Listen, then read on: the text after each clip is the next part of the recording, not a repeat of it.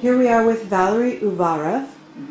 We are Project Camelot, and we're very pleased to be here in St. Petersburg, Russia. And how do you say that in Russian? Sankt Petersburg. Petersburg. Okay. It's a beautiful city, lovely. And you are a very interesting man. We're very, very pleased to be here and welcomed into your home. You've been a very gracious host, and thank you very much for that. You're more than welcome, my friend. Thank you. So, we want to begin with whatever you are comfortable with, whatever you would like to tell us about yourself. To begin with, we would be curious as to your history, how you came to be where you are today. We know that you're working with the government. Is this true at this time? Well, yeah, more or less. Okay. Actually, everything was changed in my life on 1989. Before, I was a professional musician, I was studying as a mathematician, and also I was studying as an artist, a painter. But at that year, when I suddenly noticed that the music I play, the whole life I'm living on, is a little bit different to something that is going on in reality around me. I have just understood that our civilization, our planet, has a certain or kind of problems. And it was a choice for me whether I play music as I did before, or I will try to take my part in the solution of that problem that I saw around me in this life. And I made a decision. On that 1989, I have visited a UFO conference here in Russia. And I met a lot of very interesting people and investigators over there. I have a lot of interesting stories. And something just changed in me. Everything was turned upside down. And I decided, I deny music, I deny everything in my life. And I decided to be fully devoted to investigation of UFOs, actual history of our planet and our civilization, and trying to take my own part in making this life, our civilization, better than it was before. So, were you prompted to go to this UFO conference because you might have had an encounter with the visitors, if you would call them that, prior to that, consciously, or was this unconscious that you were prompted to go to the conference but you weren't sure why? In my childhood, I have encountered someone, but at that time I didn't realize what took place. For me it was like something, well, maybe usual. Strange, but usual. Then I started to see strange visions, universe, flying spacecrafts, the other things.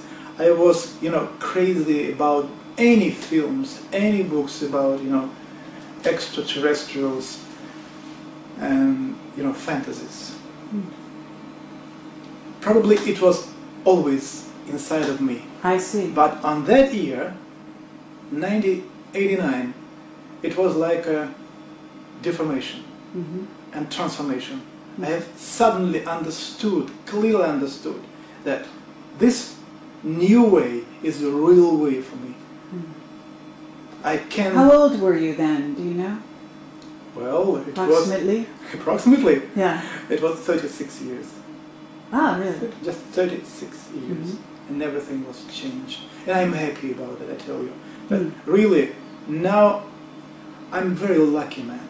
I do what I love to do. And I have made some very important discoveries, and I hope and I am always sure we will talk about it today, Yes. and I will share some very interesting ideas. And you've written some books as well, is this true? Yeah, sure. I have written some books, some articles. Uh-huh. Also, I do publish Nexus magazine here in Russian language. Okay. I'm a main editor. Wonderful. And originally we saw you as associated, being interviewed as part of Secret Space. This was Chris Everard's video on the space program. And you also have knowledge about this. Is this true? Yeah, okay. That's true. Okay. And you have some kind of background in mathematics? Can you tell us what that is? It's a St. Petersburg Polytechnical Institute. Uh-huh. Where I have studied it. I see. And is this a formal degree that you have, or is this some years of study? No, it just happened that it was some years of study, and then when this year came, and I have denied everything, and I just was completely focused on investigation. So I left everything and started to do what I started to do. But at the same time, being a musician, professional musician, a painter, and well, on one hand, a mathematician, it's much easier for me to understand what's going on. I can see one event, or let's say object, from 3 different point of views. As a musician, as a mathematician, well, it's much easier. So you have the artistic side, you have the scientific side. Yeah. This is very interesting. And then you have, what would you say? I mean, the music and art and mathematics. This is a lot of similarities, right? On one hand, yes. On one hand, I can look at things very freely. I'm not hidden in a small box of a science. You know, right. Mathematician can look at the world just like mathematician. Okay, me not. I'm trying to see the event from the different point of views, and it's understandable for me, especially now when I need to see something hidden behind, for example, some events in the history of our civilization. I need to open mind and try to understand what stood behind this event. So I need to have a very broad view, and to be a musician and artist and mathematician, it's very, very useful. Now, your current job or title within the UFO, the government, and do you have a title? You know what I'm saying? Well, actually it happened like this. Those people in military and in government who were engaged for many years of investigation of these UFOs, they knew about me. Yes. And they have invited me to be a part of their interests. I see. Actually, it was like this. So, and they have invited me, and for example, there is a couple of organizations whose help I use in investigation. I am talking to you openly. I use their help. When I need to get access to hidden data bank or some information which you cannot find in a library. So for this reason, I just part of military organization, and I'm able to get access to anything. And you've done investigations on the pyramid and pyramid energy as well, and perhaps they gave you access to the pyramids or the Sphinx? Yeah, sure. Yes. But on the other hand, I'm interested in the science standing behind pyramid. This is the key moment, science. I'm absolutely sure that those people whom we know or whom we call hierophants, ancient Egyptians, actually not Egyptians, Atlantean priests. It was post-Atlantean priests. They were scientists of a very, very high level. I'm completely sure about that. And I actually am deeply interested in knowledge which they embodied in pyramids, in the temples, and anything that they have used, first of all, to develop their abilities, energetical abilities, which later on helps to open up supersensitivity on one hand, and then on the other hand clairvoyance. Most of those abilities which they had, and you know, they were very unusual abilities, they were very, very powerful people. Mm-hmm.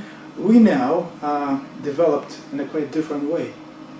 So that's why it was my deepest interest to see what actually they have reached, they have filtered, they have received. Well, pretty soon, investigating ancient texts, I also came to the conclusion, all the knowledge that they had, they have received as a gift from a very, very high extraterrestrial civilization. And when I understood it, I said, now what I need to do is to try to find any even small piece of that knowledge left anywhere on the wall of a temple, in a pyramid, in an ancient text. I need to fill it out, to gather it here on my table, analyze, and bring the whole knowledge. Mm-hmm. So you started this quest, I assume, after this experience and this realization you had in '89. So now we are in 2007, right? Yeah. So for this number of years, you've been working quite a long time. And you've written books about the pyramids, and you are building a pyramid, I understand. Yeah. Is this correct? Now we're building a big stone pyramid. Okay. According to those knowledge which actually I have received investigating the ancient pyramids of different civilizations. And what is this knowledge that can you tell me a couple of key things that you are building actually more than one pyramid eventually here in Russia, not so far from here, you said? Yeah, it's just 100 kilometers from St. Petersburg. Uh-huh. We have found a very, very ancient place where people were making like rituals for a few hundred years. Okay. And it's an earthquake, like a breaking, with a beam of energy getting out of the ground. So actually, I have done everything according to the ancient canon, the knowledge, how it should be done. So we found the right place. Actually, there are three very good places there. But now we are trying to we are actually setting a pyramid on one of these places. I see. So it's an energy vortex that you have found. Yeah, pretty strong energy vortex. Uh-huh. It's a key moment. We should do it. But at the same time, I came to a strict conclusion that what we actually know, I mean our civilization, knows about the pyramids and their effects, it's almost nothing to reality in comparison to reality. Okay. This is the reason we have decided to set up a pyramid made according to the knowledge, not like a pyramid shapes or some proportions, which actually we met investigating different pyramids. No, it's too small part of information. No, it's not enough. There should be much more. First of all, when the ancient priests were constructing the pyramids, they were doing it trying to tune on a certain person. For example, for Pharaoh or a priest. The Cheops pyramid is quite different instrument. And I was always interested in what knowledge, what made this pyramid a powerful instrument which could not only influence your energetic system, develop your abilities. First of all, how to get access, now listen very attentively, to the parallel dimensions of the earth and time. Yes. It's a key moment, because there you can find information about the history of planet Earth, and not only about previous time, also about our future. So you can get something that you even cannot imagine This is the reason why I have devoted the whole book, which I just wrote and published here in Russia. It's the name of the book is the Pyramids. Okay. It's this one. I think it's going to be the same cover in English language too. I think this book will be published in English language in the nearest future. Mm-hmm. And there you can see the translation of the ancient texts.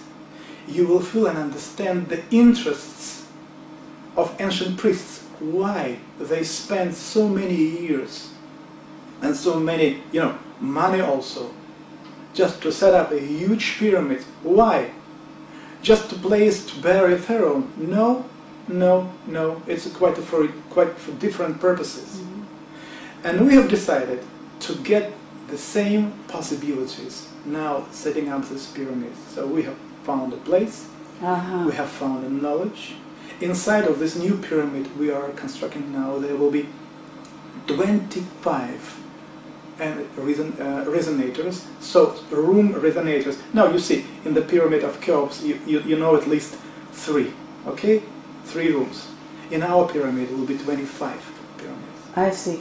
But are you talking about also using the crystals, and the power of the crystals? We are going to set up there energy sources. Mm-hmm. Not just crystals, it's energy sources. Okay. Because if you set up a pyramid without energy source, you will never get what you at least imagine to get.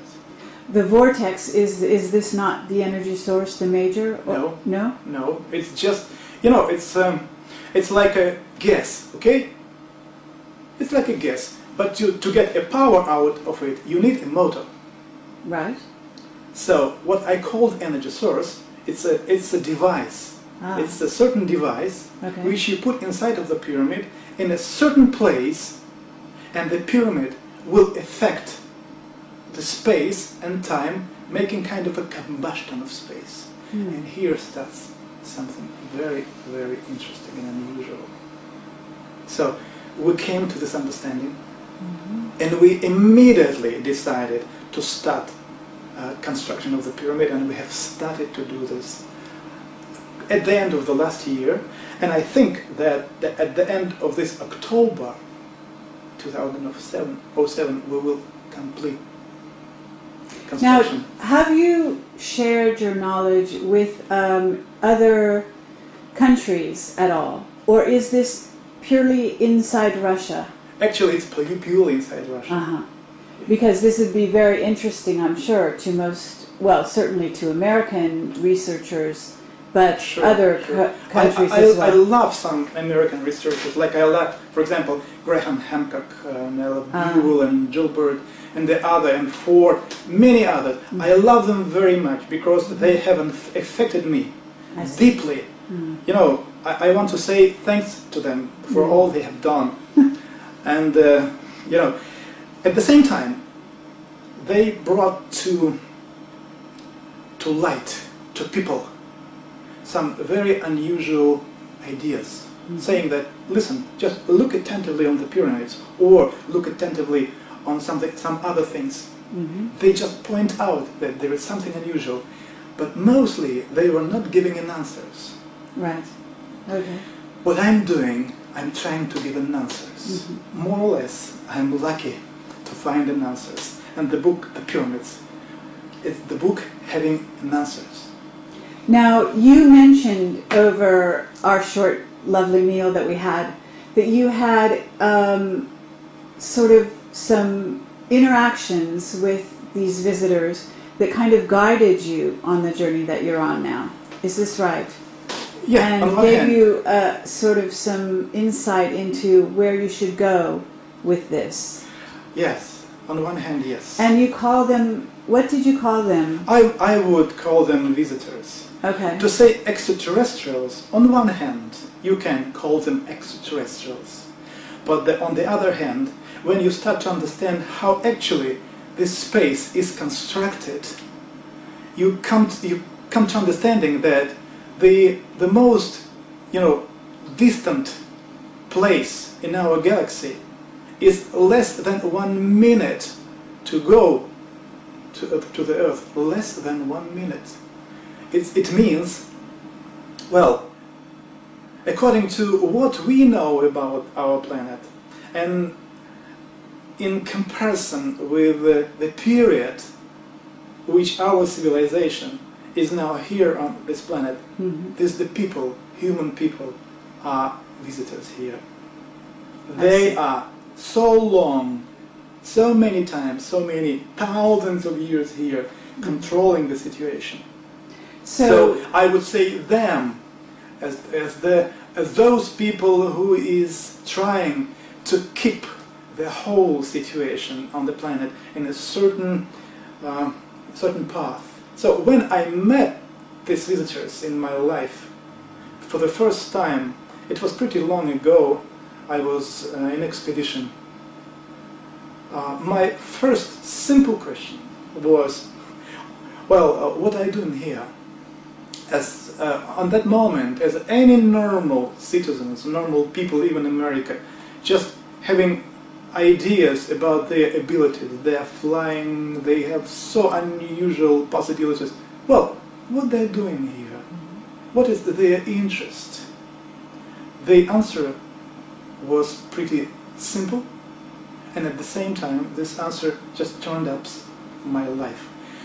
One of those whom I saw said, if you want to understand our interests, you should learn the history of your civilization, your pre-history. Then you will understand our interests.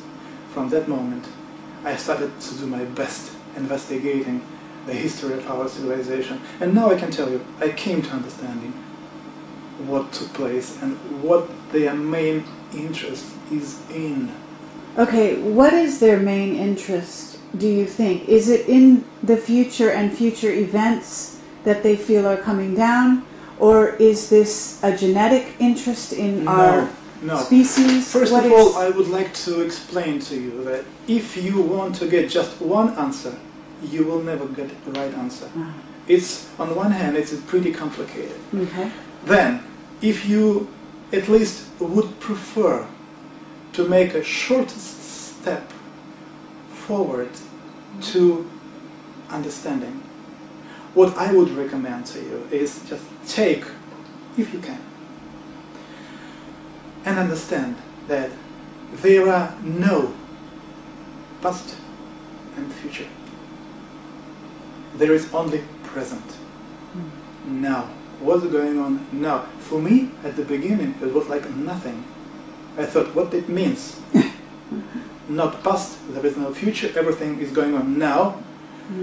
I had to investigate and to be inside of this, situation for pretty long time. And then, when I understood how it works, and it's really so, then you start to deeply understand that if you plan, if you want to change the planet, the humanity, actually something for better, develop it in a right way, you need to know what took place over there.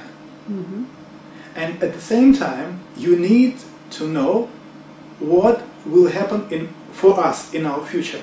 But as soon as this future for us is actually already taking place now.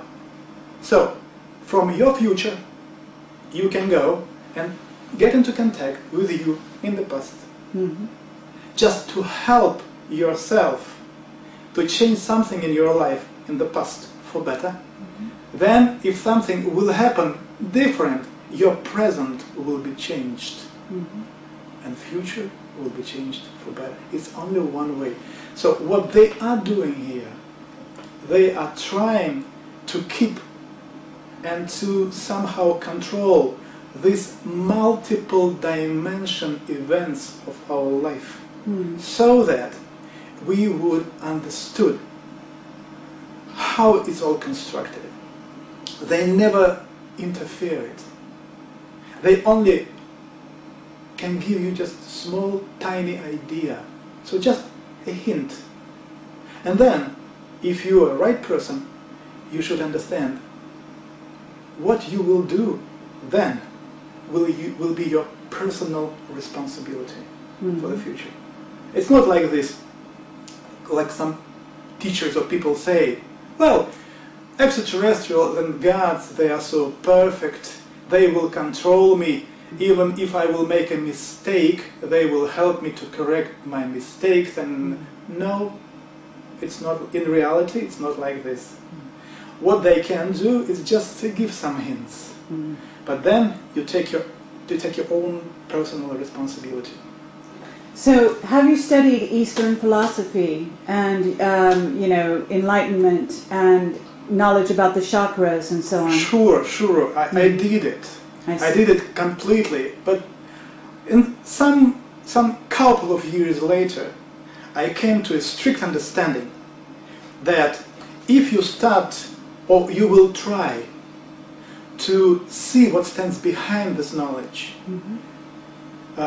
using the knowledge, for example, of Buddhism or Hinduism, you will never ever get reality. It's impossible, because in the way, in the form which you can use and understand, this knowledge stayed, I usually say, alive only in Egypt. Only in Egypt. And in my book I'm showing these texts. If you take Hinduism or Eastern tradition, it's so deformed, it's so already turned in a different parts and pieces, you will never ever get the understanding of reality. This is the reason why I deeply dived, I would say, in Egyptology. Working with text, because there you can see the beginning of the whole story. And in this book, for example, I gave already this very, very old knowledge that was named or called in ancient times Kabbalah-on. This is the knowledge of a unity of construction of human and universe. How it's constructed, actually, it's one and the same thing. So if you want to understand it, you should start from the beginning. And this beginning, not deformed beginning, you can find only in Egypt, nowhere else. Now, when you said you were contacted on an expedition, were you in Egypt at the time of your contact? No, in Siberia. Siberia? Yeah, it was expedition connected to my investigation of Tunguska case. Now, we want to hear about this, Tunguska, because you have just written a new book about this. Is that right? Actually, I am already. I'm going to finish it. Actually, the whole book will be devoted to the 100 years university. Oh yes, is this coming year, yes. Right? Next year. Next year. It's coming already. Yes. So, and this book will give the idea of what took place over there. Actually, you will get answers. You know, within the last 70 years of investigation, scientists at least have got and brought to people around 300 different hypotheses. And most of them are so different, people cannot put it together. In this book, I am putting all together and giving you I'm describing the whole event so that all these different hypotheses are coming together as the one. I see. We met with a scientist, and Bill, perhaps you could explain his point of view yesterday. Yeah, we met Chernobrov. with Chernobrov, and we asked him about Tunguska, and he said that there was a similar event that happened near Lake Baikal much more recently. Yeah. And he felt that the traces of radioactivity that were detected in the Tunguska region could be explained by this being the impact of a comet. And he felt that some of the radioactive isotopes that were discovered there actually are present in comets, and he felt that the Baikal incident suggested that that was a reasonable hypothesis. He was very careful not to present conclusions about it, but that's what he felt his best guess was. Yeah, I know. We welcome your comment. I know this. So Absolutely. does he agree, or do you agree with him, or is your understanding different, or? To say agree or not agree, it wouldn't give you a right approach, my Okay. own approach. Actually, working and trying to find an answer what took place in Tunguska, I have learned a lot of materials, a lot of results of investigation of different scientists, and I'm very grateful for them for this. They gave me a lot of information. I would never do it myself, never. But at the same time, when I came to understanding what took place there, and what is critically important, is that people have described and explained what took place in Tunguska, or, I mean, this event. They gave this answer in a few years of this event. Actually, they did it almost immediately. The problem was that when scientists representing different fields of science came to Tunguska and started to ask witnesses what they saw, they naturally just took the whole story in small pieces, because those people who had a botanic education, they tried to explain the event from their point of view. Astronomers, they tried to explain events like comet or meteorite. Geologists, they gave their own understanding. So they tear up the whole story into small pieces, more than 300 small pieces. Okay. But at the same time, you should understand, because that event was the one event, and there is only one truth stands behind it. And actually, if you would just ask yourself, you would agree that something, well, on one hand, pretty simple took place, which we cannot see, because all traces are there. In Tunguska area, everything is there. And if we do not see these traces, it doesn't mean that something else took place there. The whole story, the whole explanation, on the one hand, is out of even possibility for human people to accept their reality. Okay. What I would say at the beginning now, shortly, that was meteorite. Okay. Yes, that was meteorite. But this meteorite was carrying a dangerous bacteria. And somebody shut it down, destroyed it, as they did it many, many times. And they do it each century for a few times. When I was investigating, the documents, I found a very interesting story. Listen. Shortly, when Stalin had learned about the Tunguska case, and especially Lavrentiy Beria, it's a very, very special man who was subjected to investigate and to influence development of nuclear weapons in Russia at that time. He has gotten information about unusual event, very looking like a nuclear explosion, but took place in 1908. So when they have investigated pictures, they sent an expedition, military expedition, to that area. And those military expedition was, well, in a civil dresses. They had only one task: to gather information. And now look, when they asked some people in the area of explosion, people said, very, very shortly after explosion, the local indigenous people saw a group of strange visitors having very highly developed equipment on them on 1908, investigating soils. So they saw them. Tell me who they were. Very highly equipped people on 1908, who they were. It's just a short beginning. But at the same time, I can tell you, the reality is amazing. Amazing. There are somebody who is preserving a planet Earth because of this meteorite having dangerous bacteria.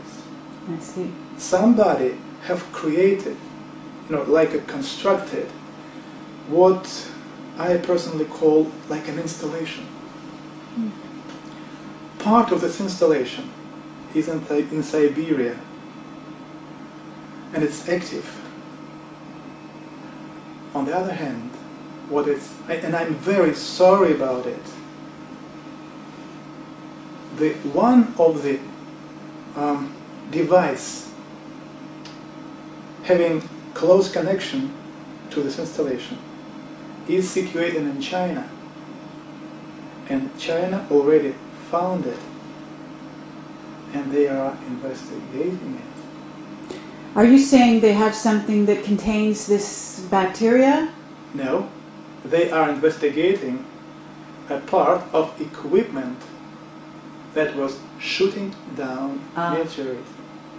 So is this the visitors? This is the visitors' equipment, is it not? Yes. I know exactly. They found it, and they do investigate it already. Right. And in the nearest future, you will be a witness of a jump of, development of some technologies in China. Okay.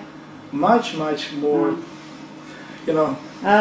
advanced that you even can imagine.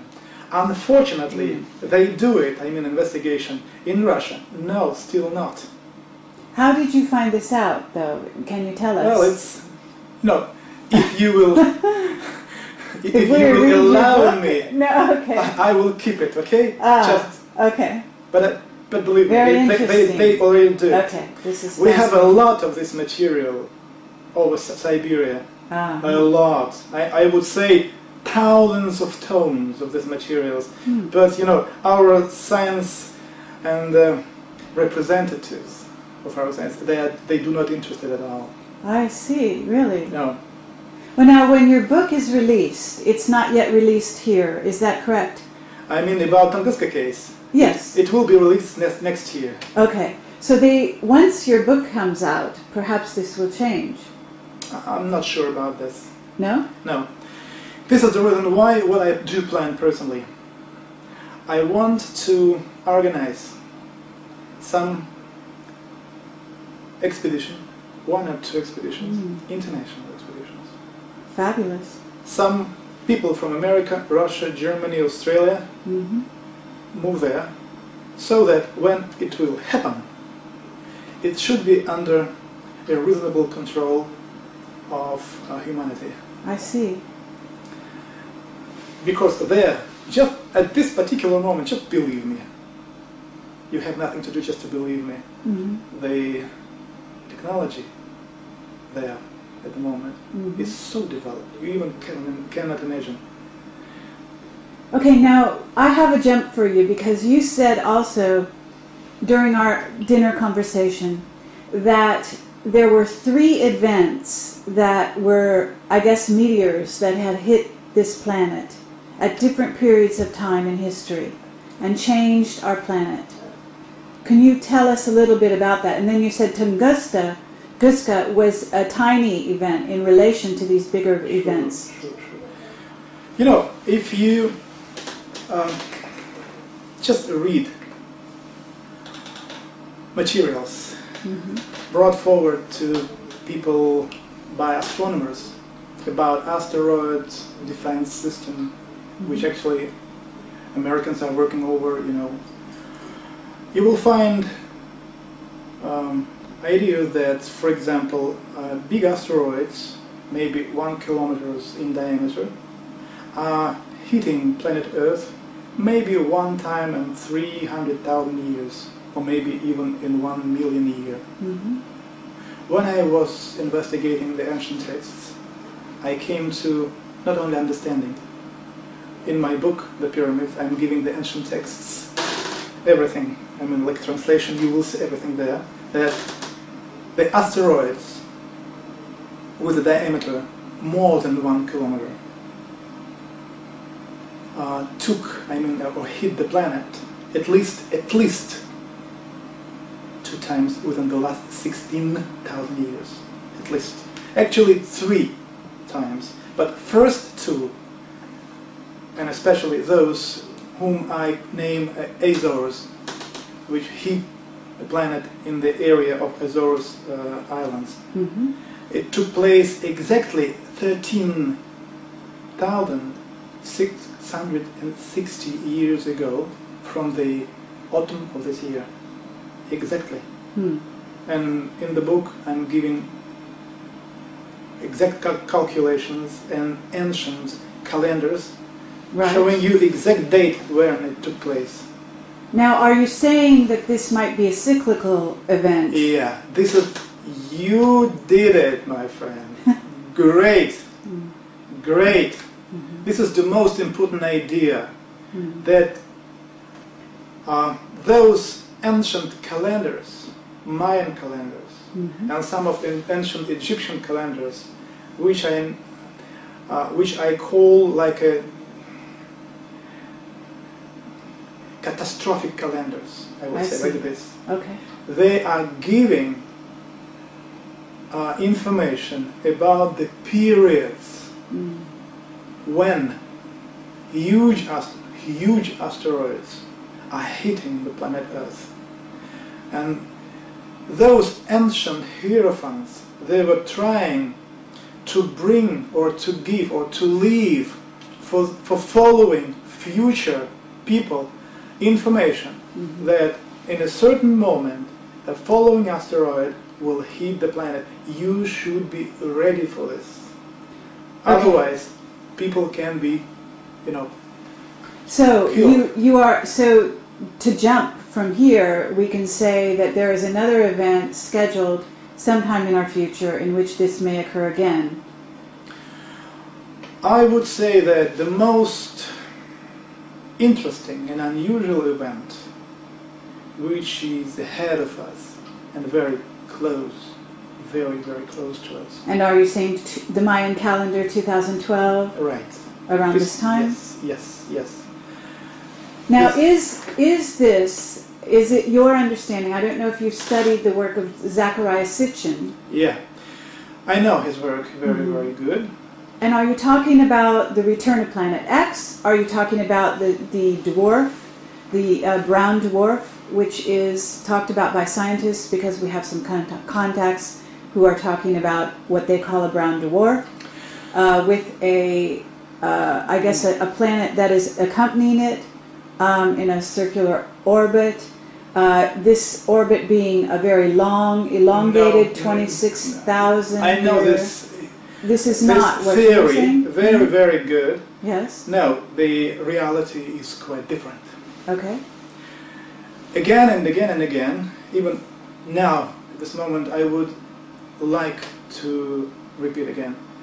What I'm working with are the ancient texts, Yes. which you can use and read and interpret.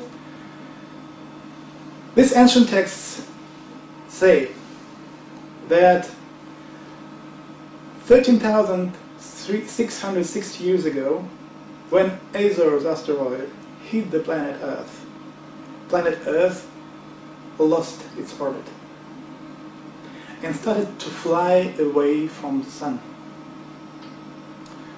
Somebody whom we call now as the curators, somebody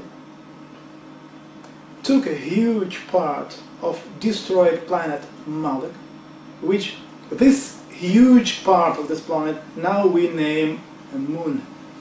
And this ancient text, Egyptian texts, give you exact description, so that somebody took this huge part, or this piece, took it into magnetic field of the planet Earth, increased the mass of the planet Earth, and fixed the planet where it is now. Before, planet Earth was moving around the Sun with a period of 360 days. When it moved away from the Sun, it was fixed there with the help of the Moon. Now we have 365 days. So, right after that, they have created Venus and put Venus where it is now, ancient texts. Even Mayan calendar says that the Venus was created 3,113 years before Christ. Okay? Okay. So everything we heard. But what took place also?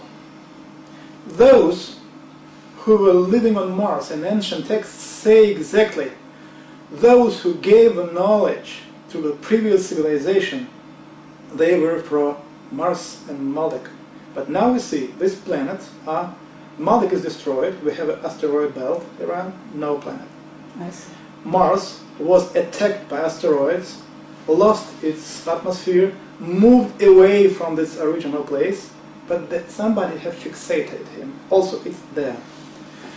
But those who lived on those planets, they had moved to one other planet of a solar system.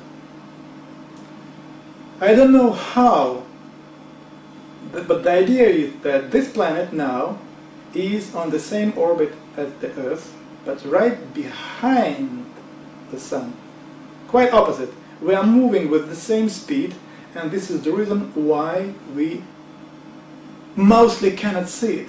But at the same time, there are some periods when we can see this planet, and astronomers have seen this planet and registered this planet. And in my book I am giving the full description of those events. Are you saying these people, are you calling them the Anunnaki or no? Yeah, Yes. doesn't matter. It doesn't matter how you call them. Sure. Doesn't matter. But is it the people that are it's the same reference that some researchers are using for this group of people who actually came to Earth originally and brought and genetically engineered our species? Is this how you see? I wouldn't say genetically, No. No, it was a little bit different. Okay. Genetic effects took place on planet Earth very, very long ago. Much far. I mean, this event is quite different. So, the most idea is that on 2012, we are about to witness, I would say, destability of solar system. Causing asteroids? No. It will be in connection with unusual activity of the Sun. Of the Sun? Yeah. Okay. Unusual activity of the Sun on one hand will affect instability of the planet behind the Earth. Behind the Sun, sorry. Behind the Sun. That's the first thing.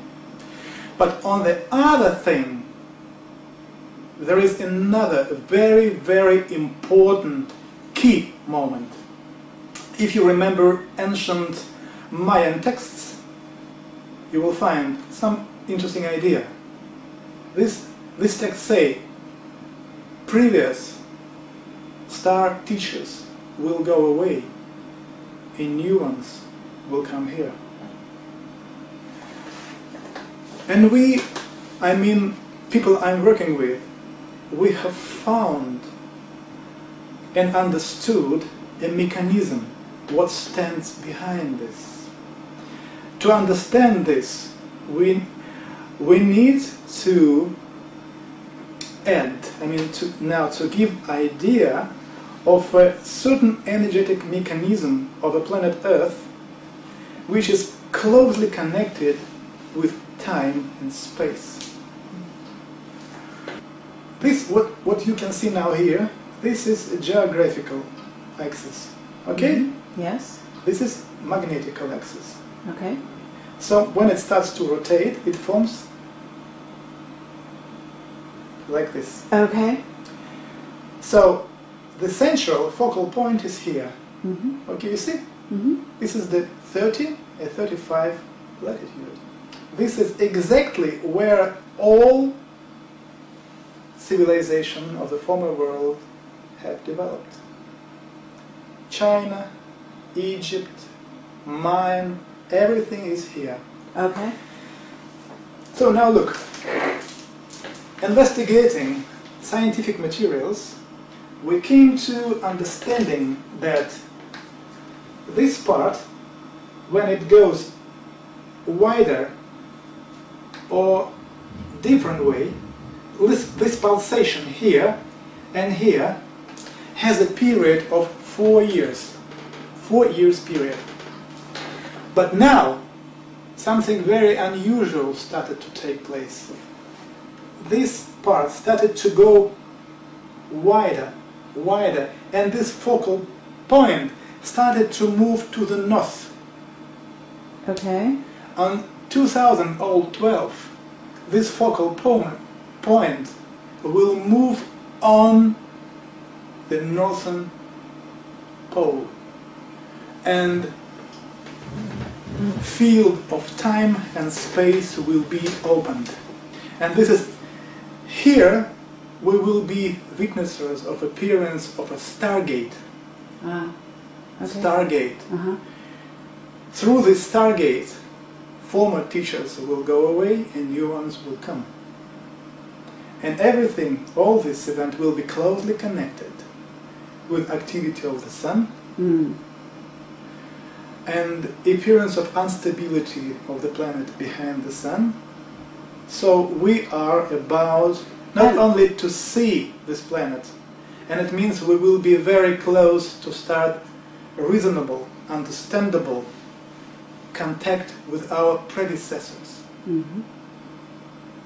So are you saying that also the movement of, if I understand it correctly, our galaxy close into the center of the galactic plane, do you see anything what you of mean, this influence? What you mean when the solar system fly through the galactic plane, this is the moment when we go through meteorite flow and asteroid flow. I see.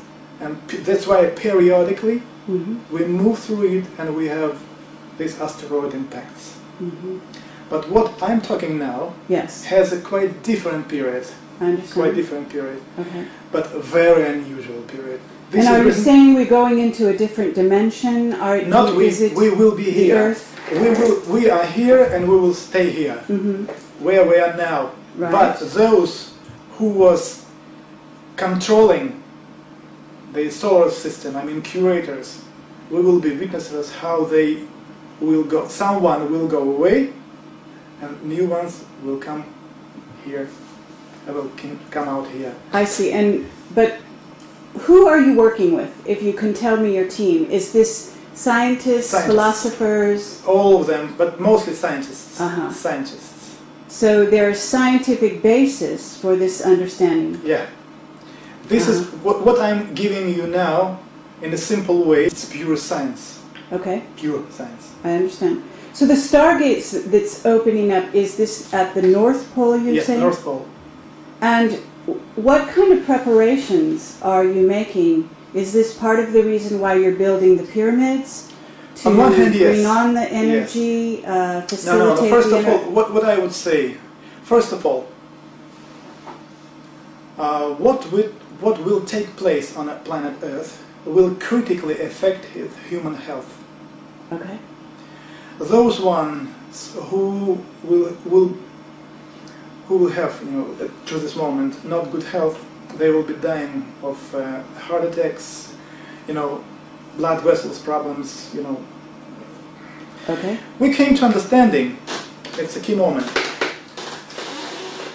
those people who is developing inner abilities, energetic abilities, clairvoyance, something like this, And in case if they are doing it without knowledge, which that was left behind by ancient priests, 70% of them, even 80% of them, are dying from cancer. What it means and how it happens. An answer is in the field which we can now try to explain. Look, when somebody starts to meditate, trying to get a cosmic energy, okay? Mm-hmm. You start to meditate and, you know, like imagine the energy is coming into you and it happens. Mm-hmm. That's all right. When you are a bearer of this energy, okay, your own inner biological time is slowing down. On one hand, that's okay, because you will feel much more, you know, energy inside. Mm-hmm. Your clairvoyance will be opened. This is what we need. But when the phone started to ring, or you need to go back home to do what you should do for your family, right? Mm-hmm. You just switched off from this energy vortex. Immune system made, you know, this like a the immune system tries to return back to the normal position. Okay? Speeding up inner time because you have slowed it down. Immune system immediately starts to make it just speeding up. Speeding up of inner time causes beginning of a cancer. Immediately. This is the reason why the world well-known teachers like Jiddu Krishnamurti, Ramana Maharishi, Vivekananda, Sri Aurobindo, Mira Alfassa, the mother actually, Madame Blavatsky, Reich, Castaneda, Osho, all of them died of cancer. Okay. We have found this warning left by ancient priests. This warning says, if you will be developing your abilities without knowledge how it should be done, you will never cross the border of death. You will die. So we have found these texts. We understood the meaning. And first of all, we started to investigate and develop the system of defense for myself, for the scientists and specialists I'm working with. This is the key moment. And actually, this is the reason why I would say people in the nearest future, when 2012 will be very close to you, you should take in account that you should perfect, you should develop your health. Otherwise, thousands, if I would say maybe even hundreds of thousands of people, maybe millions, will not survive these changes. And one of the instruments which ancient used for this, I mean to preserve themselves against cancer, to step over the border of death, that was the pyramids and so-called the wands of Horus. So, you know, metallic, I would say tubes, you know, reach any of ancient Egyptian pharaohs, I know sculptures of pharaohs and priests, they have it in their hands.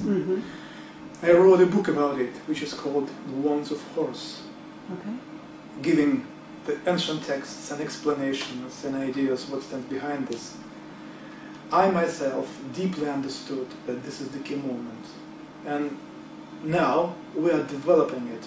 And this is one of the reasons why we are setting up now big stone pyramids to prepare ourselves, our health, before this very important event. I see. We should be prepared, otherwise. Well, is this not also first of all, the pyramid is considered an ascension, a machine for an ascension. Mm-hmm. And in a sense, what you're talking about is this ability of the body to ascend spiritually through the use of this medium? No, I wouldn't say like this. Everything is much more simple. Okay. When you are talking about ascension, Yes. in reality it's different. No, I would say everything is much more simple. What you need to do is to correct two flaws of time, which actually we call like yin, yang, ba, ka. Sure. We think, everybody think that according to a Western tradition, Eastern tradition, sorry, it's like a human beginning, male beginning, female beginning, or something like this, and we should balance these powers, and then, well, everything will be okay, no illnesses. On one hand, that's more or less true, but the reality is quite different. These yin, yang are two flaws of time moving to each other. So, if these flaws of time are balanced inside of you, you get a very interesting effect. You conserve your biological time. And then you can live 100 years, 200 years, 500 years, 1,000 years, no problem. But it should be balanced. Time. Pyramid is correcting time. Yes. Biological time in a human being. But this is the triangle. The top point of the triangle symbolizes this unity. It means that you are talking just about symbolism. Sure. I'm talking about mechanism. I understand. It's a different thing. Sure, human being one thing, power another thing, and third one, it's a Bak-Ka, human being, Trinity. It's like a plus and minus in electricity. If you take plus and minus, immediately interaction between them starts. Yes. 3. Right. Okay? Right. It's a principle. Yes. So this triangle is nothing else than the symbol of principle. Yes. But we are talking about mechanism. How to use, not a symbol. The symbol you can put here and walk around. But at the same time, if you have the symbol here, it doesn't mean that your inner time is balanced. No, completely no. We need to balance it. What is your plan? What is your plan for going into the pyramid, using the pyramid to help balance this? It's not only just to go there and to balance it. On one hand, yes. On the other hand, it's a practice. We are developing the practice. As soon or as long as we read some texts, ancient texts, we came to understanding how it works. Immediately we started, or we tried, to set up a pyramid and to use it. We made it. And we saw the results, very interesting results. Now we want to develop it. To develop it, we need a real instrument, a real pyramid. Not like, for example, our dome now in Russia by Alexander Golod. It's the pyramids, a few pyramids like this, they're made of wood, like a plastic. No, it should be a pyramid of a special angles made of quartz, white quartz, having a big own weight. It should be a very, very big one, so that its own frequency would be lower and equal or somehow resonatable with the frequency on a lower level with the planet Earth. So we are connecting the pulsation, the most important pulsation, I call it like heartbeating of the planet Earth, to pyramids. So when they start to work together, inside of this field, human being just transformed unbelievably. So we need to do it, and then we can make it. Otherwise, we'll be just talking stories, just ideas. So if you build these pyramids in this one place, is it your suggestion that eventually more pyramids are built? It would be great. On the planet? Yeah, at least we are going here in Russia to set up more pyramids. Now we will be setting up at a certain area where we work now at least 2 pyramids or 3. And at the same time we are now planning to set up a complex of pyramids which will be having 9 pyramids. A complex of 9 pyramids. Sure, if we set up some complexes around the world, as ancient text says, energetic capacities of the planet positively affecting growing of a human consciousness, it will happen. It's a key moment. You cannot do it the other way. So if you want to develop it and to stimulate it, the pyramids is key moments. But the pyramids should be set up all over the planet. Now, what about the indigo children? We interviewed Boriska a few days ago, and he has recall, as you know, having been in Nexus magazine, and you know about the article that was written about him, and he has recall of his past life on Mars, and he talked about the wars that went on, and then he talks about, he's basically coming here as a young child with total recall. Is there something that you know about these little children that are being born now that you see, in a sense, are balancing already these key elements of the positive and negative, so that they almost don't necessarily need the pyramid to be there already? Do you understand what I'm saying? Yeah, I understand clearly. And have you thought about this? This is the reason why I say pyramid have been and will be the key moments. Key moments. What about the people having these possibilities? Actually, there are much more people having these possibilities that you even can imagine. But unfortunately, most of them are not able to develop further on a higher level. The pyramid is an instrument which is giving you a possibility to step over the border of death. I'm sure that development of inner abilities, are you an indigo child or not, this development will affect your system and will cause problems with the health, especially cancer, for sure. To step over, we need to use knowledge and instruments. Understand. And pyramids are critically necessary.